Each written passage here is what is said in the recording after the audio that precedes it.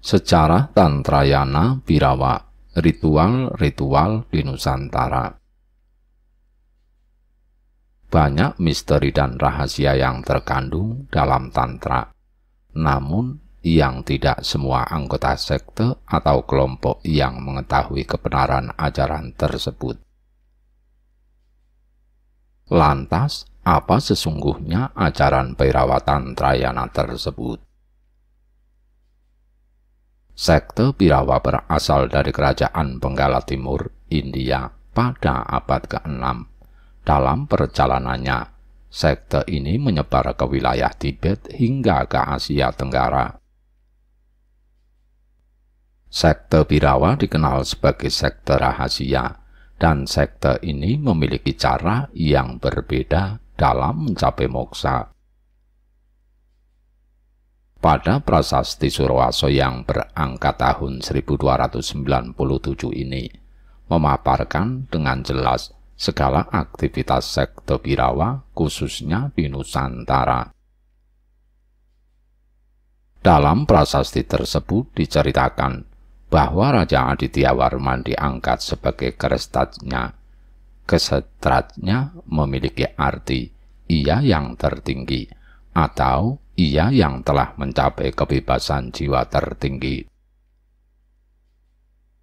Dalam prasasti Surwaso dijelaskan, Adityawarman ditasbihkan sebagai kesetratnya dengan nama Wijesatrarni yang berarti seorang yang memiliki konsentrasi tinggi.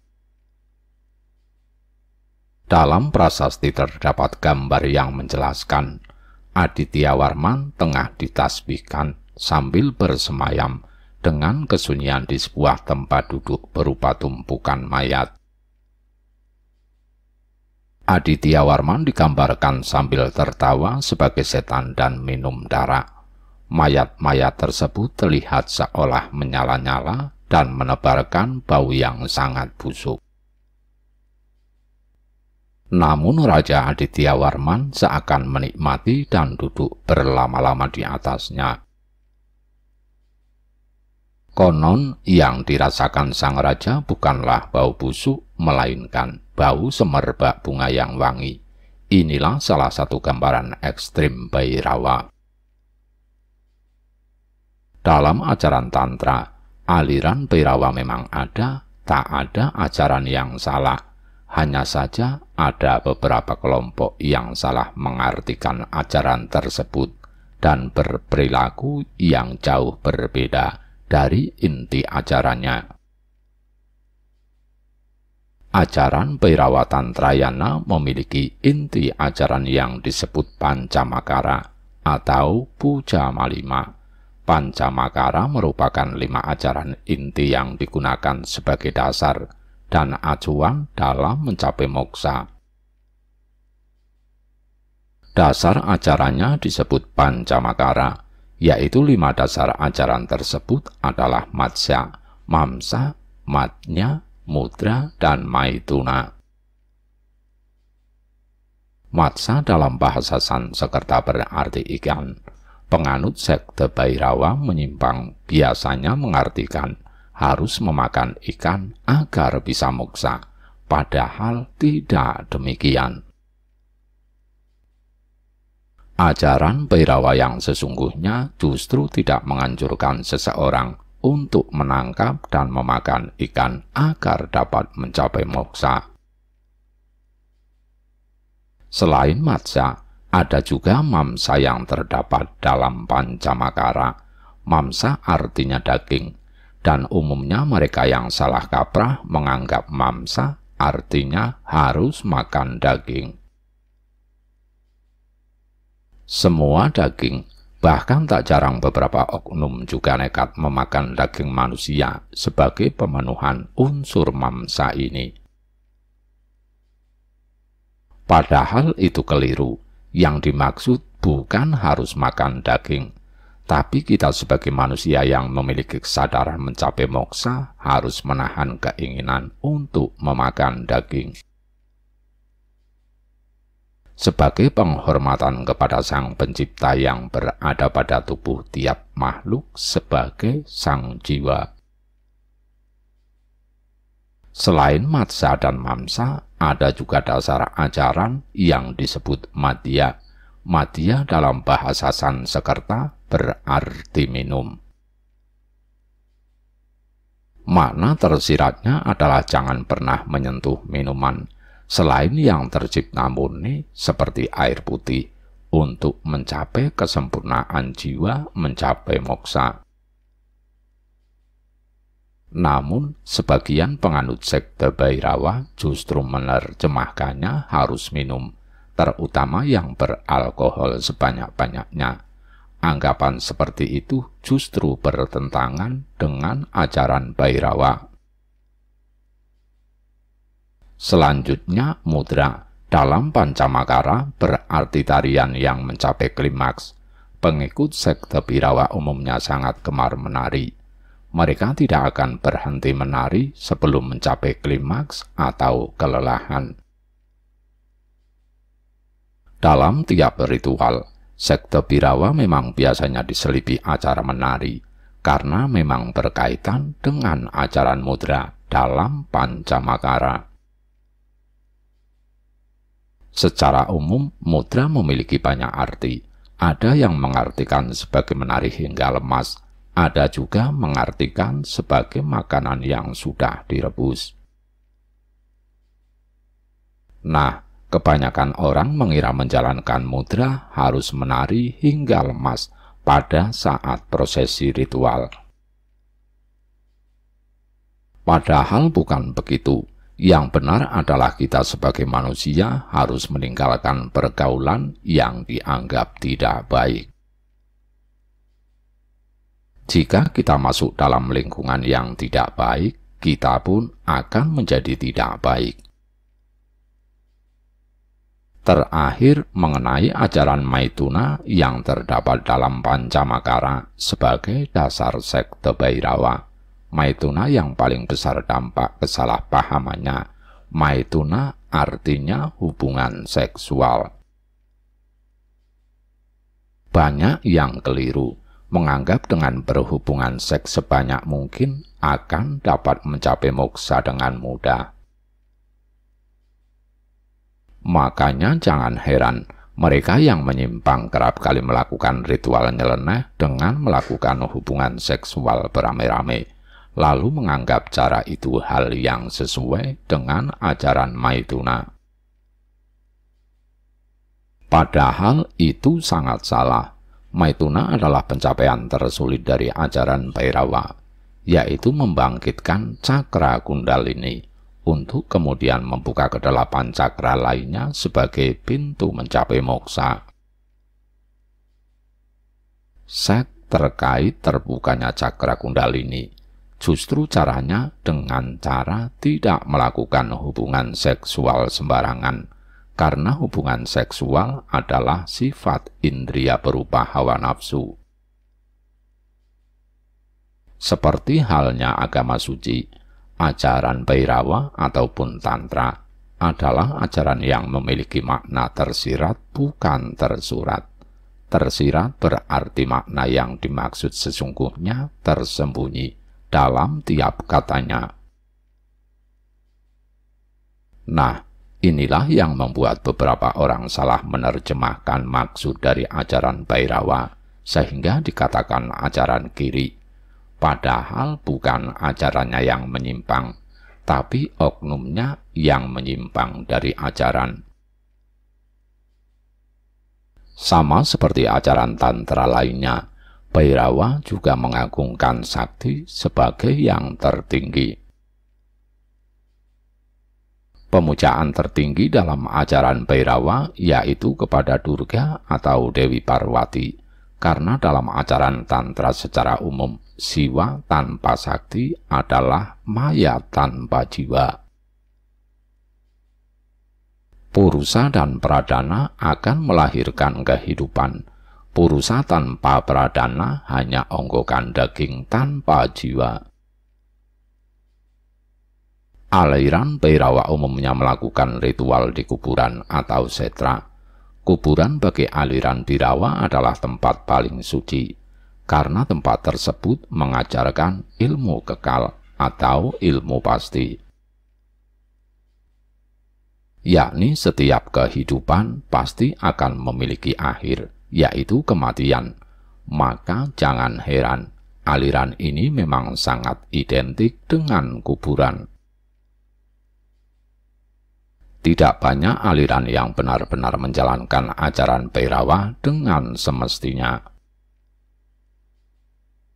Mereka yang salah menafsirkan lalu mengatasnamakan diri sebagai sekte Bhairava hanyalah pembenaran untuk perbuatan tercela yang mereka lakukan. Semua pembunuhan ataupun perbuatan dosa tetaplah dosa. Ketika orang bertanya, benarkah dalam ajaran Bhairava diperbolehkan mengorbankan gadis perawan sebagai media atau yatnya dalam ritual sekte Bhairava? Mungkin saja beberapa orang ada yang melakukan itu, lalu mengklaim itu ajaran dari sekte Bhairava. Tapi pada ajaran Tantra yang sesungguhnya, hal itu adalah kesalahan besar, sebab gadis perawan dianggap dan dipuja sebagai dewi. Karena ia simbolisasi dari kesucian sang sakti sebagai yang tertinggi, masyarakat agar tidak mudah percaya begitu saja ketika ada orang yang mengaku ahli tantra ataupun penganut sekte Bhairava. Ada yang mengaku sebagai seorang tantrik di India. Ia menganjurkan masyarakat untuk berbuat dosa seperti pesta seks dan perbuatan lainnya. Setelah diselidiki, ternyata ia memang punya tujuan untuk memecah masyarakat dan mengkambing hitamkan suatu ajaran. Dasar-dasar paham Tantra sebenarnya telah ada di India sebelum bangsa Arya datang di India, jadi sebelum kitab Weda tercipta. Pada masa itu, di peradaban lembah Sungai Sindhu, cikal bakal paham Tantra telah terbentuk dalam praktek pemujaan oleh bangsa Dravida terhadap Dewi Ibu atau Dewi Kemakmuran. Dalam salah satu seloka lagu pujaan, Dewi ini dilukiskan sebagai penjelmaan kekuatan atau sakti penyokong alam semesta. Timbullah paham saktiisme atau disebut juga kalaisme atau kalamuka atau kalikas atau kapalikas yang dianut oleh penduduk asli India tersebut. Karena pengikut sekte ini kebanyakan penduduk asli India, maka oleh bangsa Arya disebut Sudra Kapalikas. Aliran ini memusatkan pemujaan terhadap Dewi sebagai Ibu Bhairava atau Ibu Durga atau Kali, sebagai sakti atau istri Dewa Siwa. Kedudukan Dewi Durga ini lebih ditonjolkan daripada dewa itu sendiri.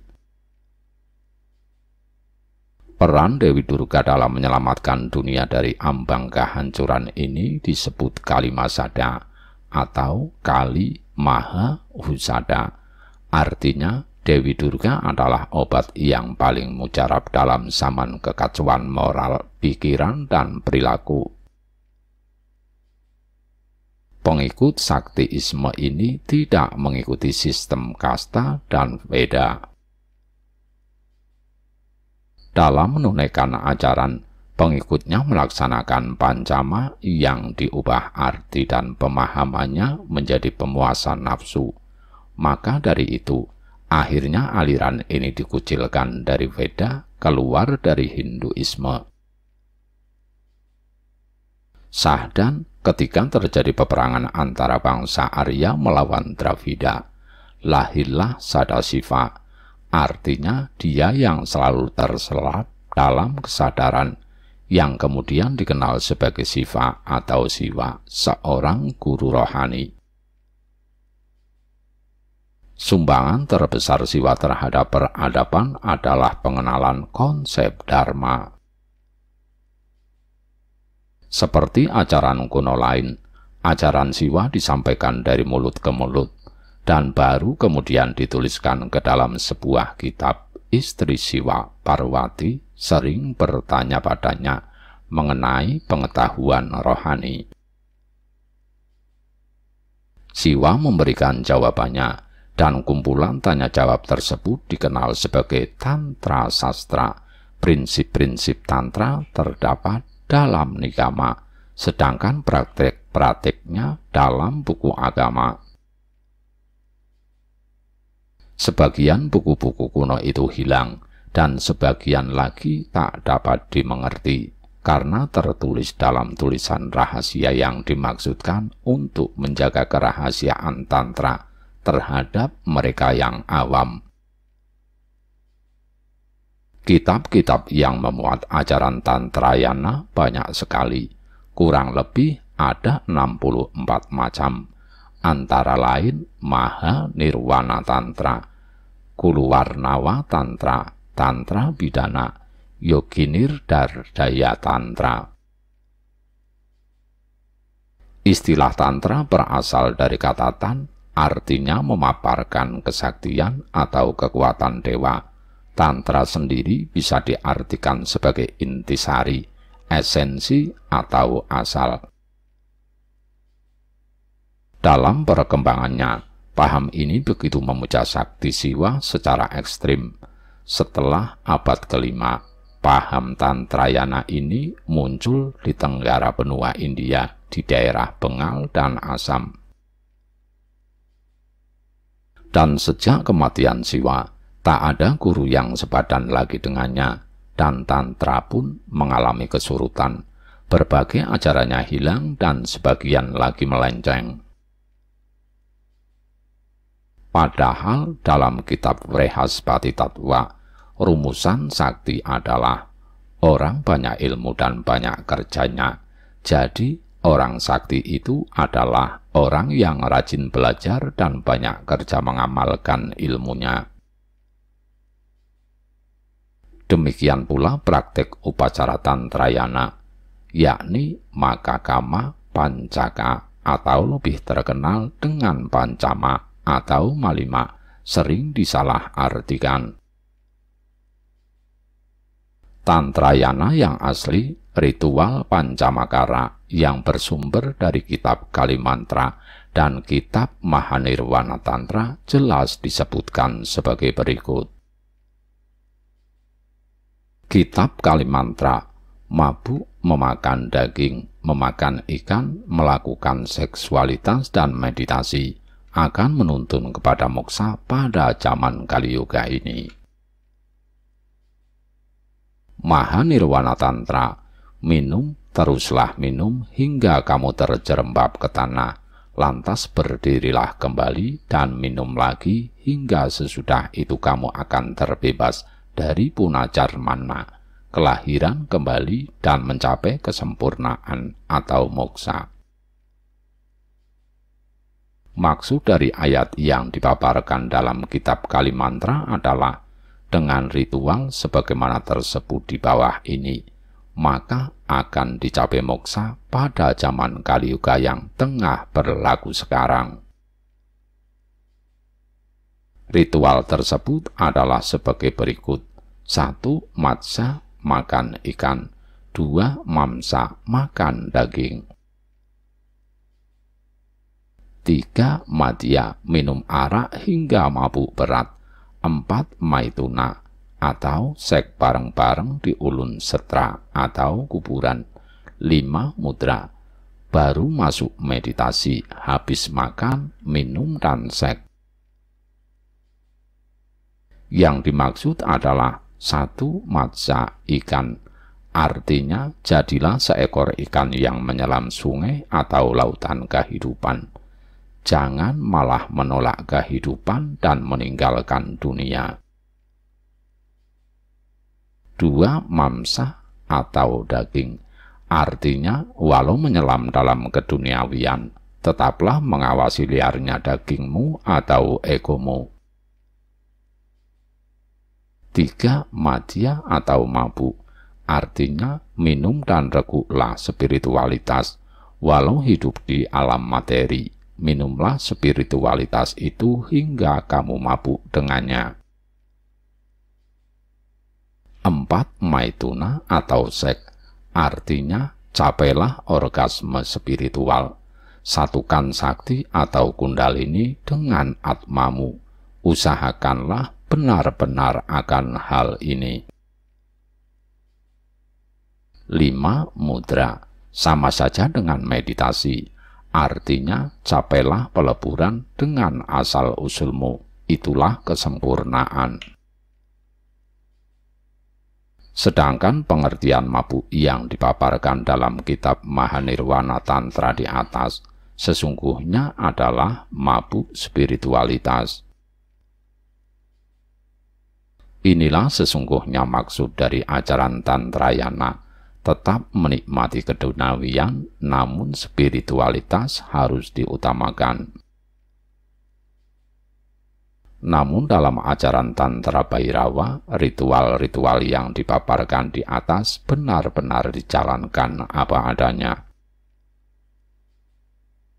Selanjutnya, paham Tantrayana pun mempengaruhi agama Buddha, terutama aliran Mahayana. Seperti kita ketahui bahwa dalam Buddha terdapat 2 aliran, Mahayana dan Hinayana, yang muncul pada abad pertama Masehi. Mazhab Mahayana menitik beratkan kepada usaha saling membantu antara pengikutnya dalam mencapai kebebasan jiwa atau nirwana, sedangkan Hinayana lebih bersifat individualistis dalam mencapai nirwana. Aliran Hinayana berkembang di Sri Lanka, Burma, dan Thailand, namun kemudian tak berkembang dan lebih dulu menghilang.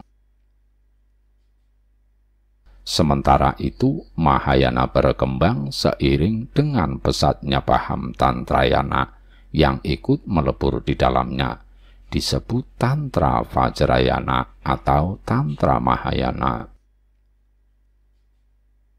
Akibat pengaruh Siwaisme dalam Mahayana, kemudian dikenal pendewaan atas diri Buddha dan Bodhisattva, surga dalam artian tempat, bhakti marga atau jalan bakti, dan dewa-dewa lainnya yang patut disembah. Penyelewengan ajaran ini tentunya makin menjauhkan Buddhisme dari semangat Buddha Siddhartha, karena ajaran Buddha asli tak mengenal adanya Tuhan, tak mengenal doa, tak mengenal dewa-dewa layaknya dalam Hindu. Maka dari itu, di India sendiri ajaran Buddha menghilang dan kemudian lebih banyak dianut di Asia Timur dan Tenggara. Pada abad ke-7, Tantrayana menyebar ke Tibet, Cina, Korea, Jepang, hingga Indonesia, Jawa, dan Sumatera. Malah pada abad ke-7, kerajaan Sriwijaya merupakan pusat studi Mahayana di Asia Tenggara. Mazhab Tantrayana memiliki akar pandangan yang sama dengan Mahayana, khususnya dalam hal yogacara. Namun Tantrayana berbeda dengan Mahayana dalam hal tujuan, wujud manusia yang telah mencapai tujuan Tantrayana, dan cara pengajarannya. Hal ini terlihat salah satunya dari pemujaan terhadap Sakti Bodhisattva dan pemujaan terhadap kekuatan gaib dari Dhyani Buddha. Ajarannya lebih bersifat esoterik, karena penyebarannya bersifat rahasia dan tersembunyi. Tantra diajarkan oleh seorang guru pada siswanya setelah melalui upacara-upacara ritual dan berbagai bentuk ujian. Jejak Tantrayana, ritual Tantrayana.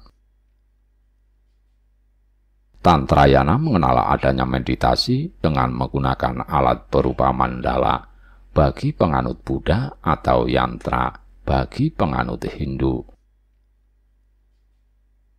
Mandala adalah yantra yang dianuti Hindu dalam variasi lain yang bercorak Buddha, yakni lukisan yang berfungsi sebagai alat bantu dalam meditasi sehari-hari.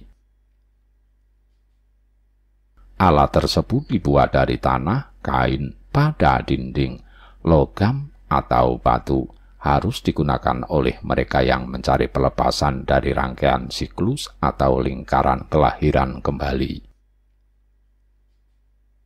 Penggunaan mandala atau yantra ini biasanya dibarengi dengan memegang aksamala atau tasbih atau rosario oleh tangan kanan untuk menghitung mantra yang diucapkan terus-menerus, hingga kadang-kadang orang yang bersangkutan merasa bebas dari keadaan di sekitarnya. Tantrayana mengajarkan agar badan, perkataan, serta pikiran digiatkan oleh ritual, mantra, dan samadhi. Dalam Tantrayana Hindu, seperti telah dibahas di atas mengenai pancama, konsep sakti siwa mengakibatkan lahirnya kegiatan atau hubungan intim yang dianggap suci dan membawa manusia kepada kebebasan jiwa dalam upacara tantra. Begitu pula dalam Tantrayana Buddha atau Vajrayana yang ditandai dengan adanya hubungan Dewi Tara dengan Dhyani Buddha. Tantrayana menganggap bahwa penciptaan alam semesta beserta isinya dilakukan oleh unsur asal. Dalam Buddhisme disebut Buddha, dalam Hinduisme disebut Siwa atau Birawa, melalui hubungan intim dengan istrinya. Dalam hubungan intim, unsur jantan disebut upaya, alat mencapai kebenaran yang agung, sedangkan unsur wanita disebut prajna atau kemahiran yang membebaskan.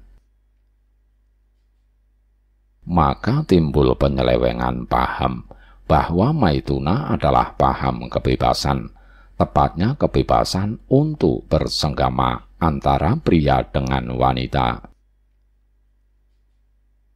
Mereka melakukan upacara tersebut di setra atau lapangan tempat membakar mayat sebelum mayat dibakar saat gelap gulita. Dalam acaranya, Tantra pun banyak memuat kutukan atau sumpah. Misalnya prasasti Sang Hyang Tapak Jibada, peninggalan kerajaan Sunda Pajajaran, menyebutkan sejumlah kutukan yang lumayan mengerikan, yakni agar orang yang menyalahi ketentuan dalam prasasti tersebut diserahkan kepada kekuatan-kekuatan gaib untuk dibinasakan dengan menghisap otaknya, menghirup darahnya, memberantakkan ususnya, dan membelah dadanya. Di Sriwijaya, di mana aliran ini lebih dulu berkembang pada abad ke-7, terdapat sejumlah prasasti, yakni Talang Tuwo dan Kota Kapur yang berisi kutukan dan sumpah. Berikut kutipan bunyi prasasti Kota Kapur yang dibuat pada 686 Masehi. Pelaku perbuatan-perbuatan tersebut mati kena kutu, biar sebuah ekspedisi untuk melawannya seketika di bawah pimpinan Dalu atau beberapa Datu Sriwijaya, dan biar mereka dihukum bersama marga dan keluarganya. Lagi pula, biar semua perbuatannya yang jahat, seperti mengganggu ketentraman jiwa orang, membuat orang sakit, membuat orang gila, menggunakan mantra, racun, memakai racun upas dan tuba, ganja, seranwat, pekasi, memaksakan kehendaknya pada orang lain, dan sebagainya. Semoga perbuatan-perbuatan itu tidak berhasil dan menghantam mereka yang bersalah melakukan perbuatan jahat itu, biar pula mereka mati kena kutu. Tambahan pula, biar mereka yang menghasut orang supaya merusak, yang merusak batu yang diletakkan di tempat ini, mati juga kena kutu, dan dihukum langsung. Biar para pembunuh, pemberontak, mereka yang tak berbakti, yang tak setia pada saya, biar pelaku perbuatan tersebut mati kena kutuk. Jejak-jejak Tantrayana di Nusantara. Selain di Sriwijaya, aliran ini berkembang pula di Jawa Tengah pada abad ke-8. Dalam prasasti Kalasan tahun 778 disebutkan bahwa Rakai Panangkaran mendirikan bangunan suci Candi Kalasan untuk memuja Dewi Tara. Dewi Tara merupakan salah satu bentuk penyimpangan Buddha Mahayana karena Dewi tersebut dianggap sebagai istri atau sakti para Dhyani Buddha, padahal Buddha sendiri menilai kama atau syahwat merupakan musuh terbesar manusia. Di Jawa Timur abad ke-10 pun keberadaan penganut Tantra telah diakui oleh Mpu Sendok Raja Medang, pendiri Wangsa Isyana. Meski Raja Sendok penganut Siwa, ia menganugerahkan Desa Wanjang sebagai wilayah Sima yang dibebas pajakkan kepada pujangga bernama Sambara Suryawarana yang menyusun kitab Tantra Sang Hyang Kamahayanikan. Contoh lain adalah Raja terakhir Singasari, sebelumnya bernama Tumapel, yakni Kertanagara. Oleh para raton ia disebut Batara Siwa Buddha, yang berarti ia memeluk Hindu Siwa sekaligus Buddha.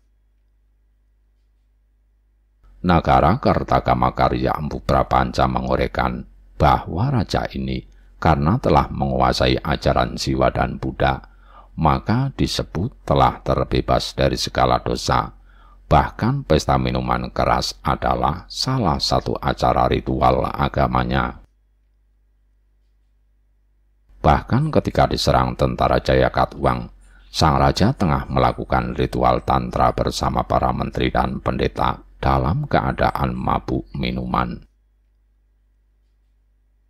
Sebagai penganut dua agama, ia bergelar Sri Jenana Bajreswara atau Sri Janeswara Braja dan diarcakan sebagai Jina Maksubya, kini berada di Taman Apsari Surabaya sebagai simbol penyatuan Siwa Buddha. Arca ini populer dengan sebutan Jogodolok. Kertanegara dimuliakan sebagai Jina Wairocona dan di Candi Singosari sebagai Bayiwara. Di kerajaan Sunda Pajajaran pun diketahui ada sejumlah rajanya penganut Tantra, di antaranya Sri Jayah Bupati dan Raja Nilakendra, ayah Prabu Surya Kencana, raja terakhir Pajajaran. Naskah kuno karya anonim pada abad ke-16, cerita Parahyangan mengurai, karena terlalu lama Raja Nilakendra tergoda oleh makanan, tiada ilmu yang disenanginya kecuali perihal makanan lezat yang layak dengan tingkat kekayaan. Di Sunda, para penganut Tantra menjalankan ibadahnya di bangunan-bangunan megalitik. Disebutkan bahwa pengikut Tantra ini mengucapkan mantra Hling Kling Kandarpa Eraka ketika melakukan ritual Maituna, ritual persetubuhan untuk memuja kesuburan. Adapun Nayako, wanita yang dikorbankan dalam ritual tersebut direbahkan di atas daun kering. Mereka, begitu Pram menulis, melakukan ritual-ritualnya di dalam hutan, di pedalaman, dan pada malam hari.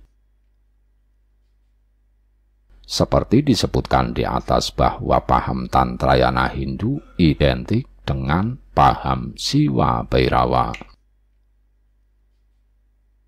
Bhairawa artinya hebat. Ini perwujudan Siwa yang mengerikan, digambarkan ganas, memiliki taring, bertubuh besar, dan berwujud raksasa.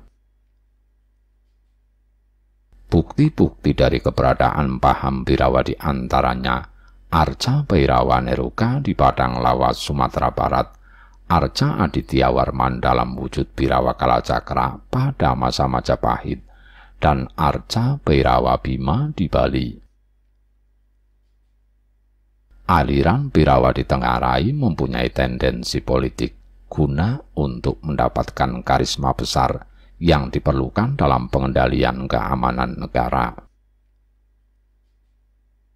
Misalnya, Kertanegara menganut Birawa Kalacakra untuk mengimbangi kekuatan Kaisar Kubilai Khan di Cina yang menganut Birawa Heruka.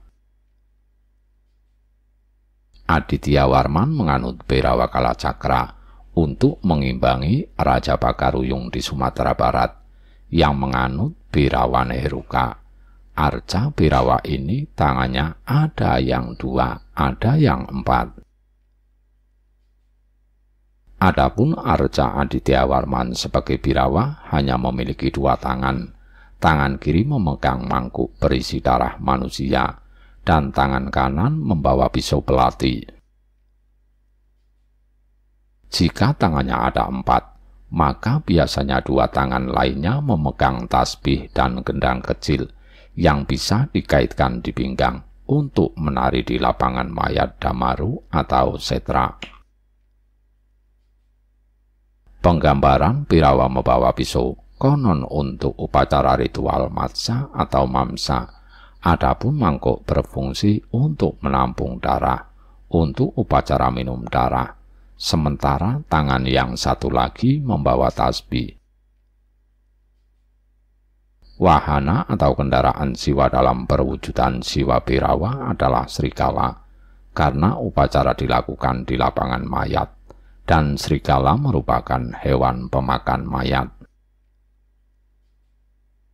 Sementara itu terdapat sejumlah arca tengkorak di atas kaki Birawa, candi suku, bukti fisik, keberadaan, dan jejak Tantrayana. Keberadaan Tantrayana ini dibuktikan pula oleh peninggalan-peninggalan fisik.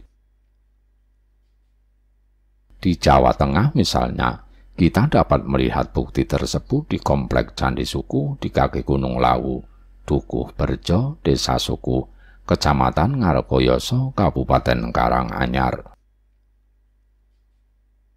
Berdasarkan tulisan Candra Sangkala di Gapura Teras 1 dan 2, candi ini didirikan antara tahun 1437, jadi di era Majapahit menjelang keruntuhannya. Struktur bangunan candinya sendiri berbentuk piramida, mirip peninggalan budaya Maya di Meksiko atau Inca di Peru. Ada yang mengatakan bahwa candi suku dibangun oleh pengikut Siwa, ditandai dengan relief Kidung Sudamala dan relief Linggayoni yang jumlahnya lebih dari 1.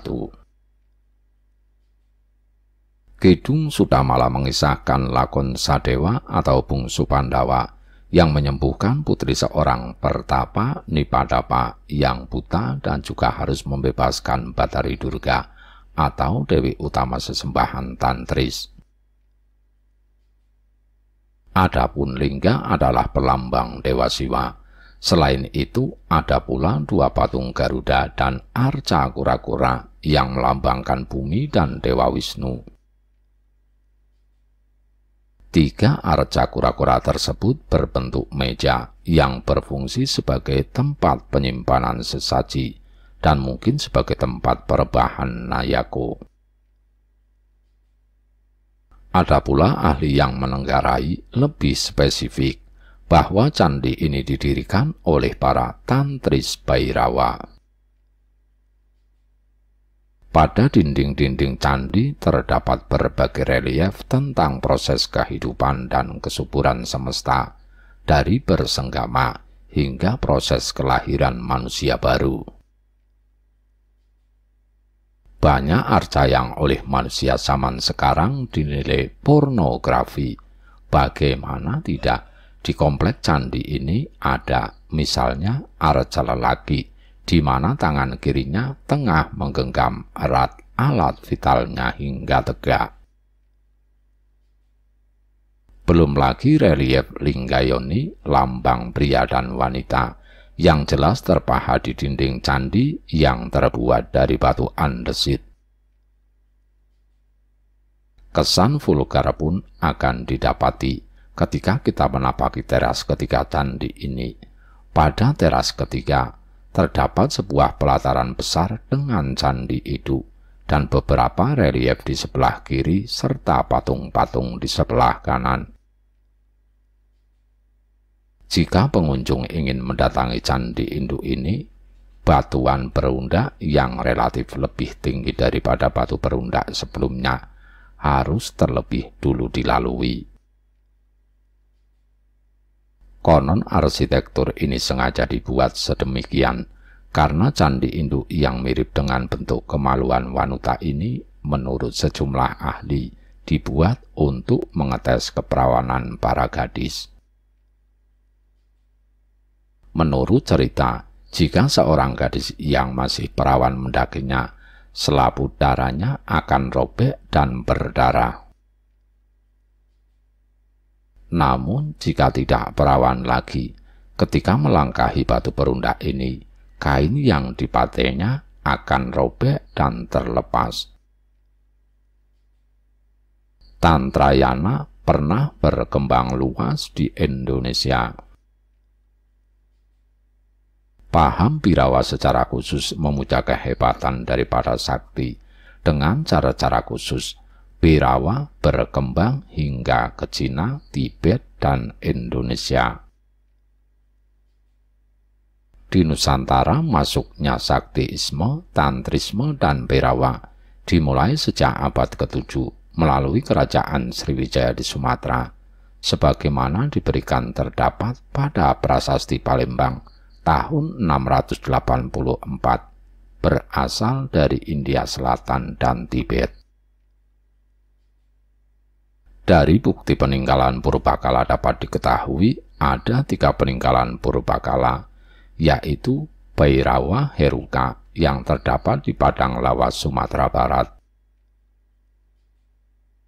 Bhairawa Kalacakra yang dianut oleh Kertanegara, Raja Singasari Jawa Timur, serta oleh Adityawarman pada zaman Gajah Mada di Majapahit, dan Bhairawa Bima di Bali, yang arcanya kini ada di Kebo Edan, Bedulu, Gianyar. Aliran-aliran Birawa cenderung bersifat politik untuk mendapatkan karisma besar yang diperlukan dalam pengendalian pemerintahan dan menjaga keamanan wilayah kekuasaan atau kerajaan. Seperti halnya pemimpin dari kalangan militer di masa sekarang. Karena itu, raja-raja dan petinggi pemerintahan serta pemimpin masyarakat pada zaman dahulu banyak yang menganut aliran ini. Rakyat Indonesia yang terdiri dari bermacam-macam suku sejak dahulu memeluk agama yang berbeda-beda. Tantrayana adalah suatu aliran atau sekte yang pada masa lampau pernah cukup banyak pemeluknya dan berkembang luas di Indonesia. Bahkan Raja Kertanegara dari Kerajaan Singasari adalah seorang penganut yang taat dari agama Buddha Tantra.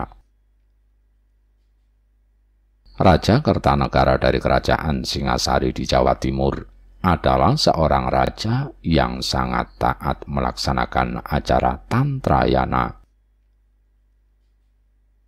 Beliau hidup berpesta pora di dalam istana bersama-sama dengan menteri-menteri dan para pendeta terkemuka.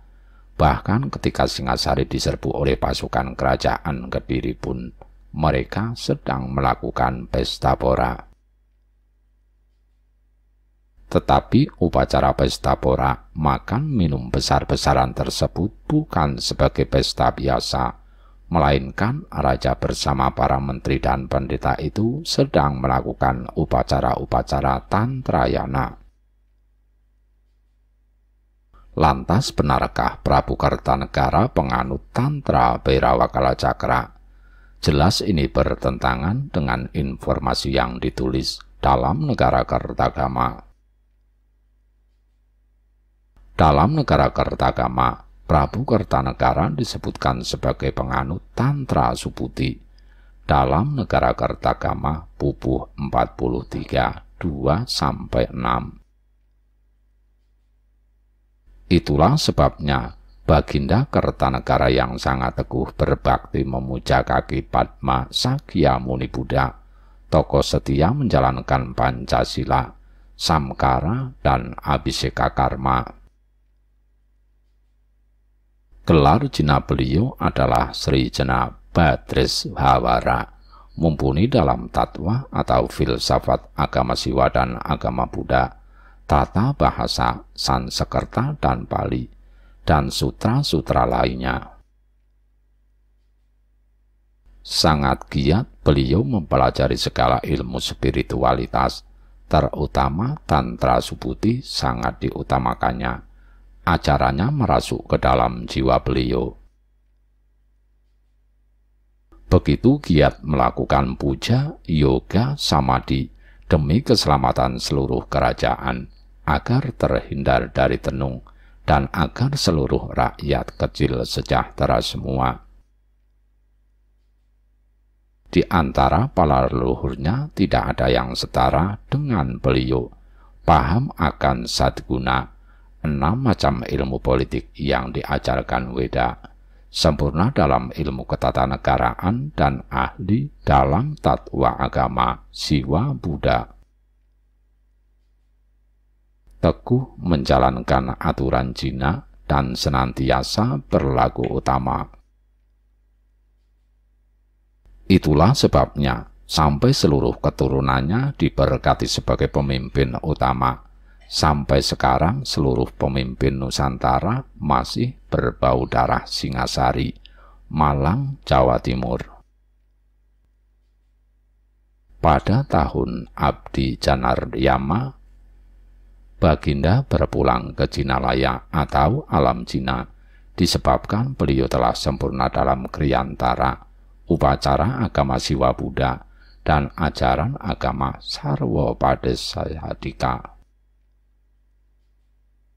Seluruh rakyat memberikan gelar kepada beliau Batara Siwa Buddha. Di candi beliau ditegakkan Arca Siwa Buddha, sangat-sangat indah menawan. Di Sakala ditentukan pula arca Jina sangat bagus dan rupawan, serta arca Ardhanereswari, Siwa dan Durga menjadi satu, disatukan dalam arca Bajradewi. Teman hidup beliau dalam tapa demi keselamatan dan kesuburan negara, atau Bajradewi, istri Kertanegara. Arca tersebut juga lambang dari Wairocana dan Locana dalam satu kesatuan tunggal, sangat masyhur dan indah. Rahayu.